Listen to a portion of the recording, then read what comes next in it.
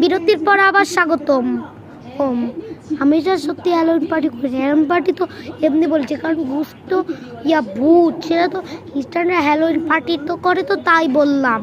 এটা এমনি এই হ্যালোউইন পার্টি মিথ্যা। এটা হলো আমি ভূতের পার্টি করেছি অক্টোবরের। আমি এবার গল্প বলবো।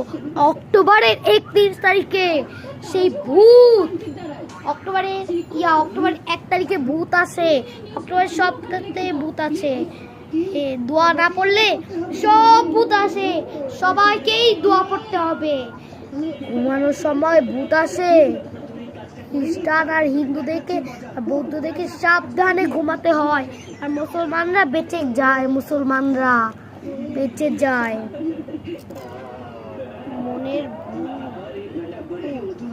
ভূত বলতে কিছুই নেই, আর এলিয়েন বলতে কিছু নেই। ভূত আর এলিয়েন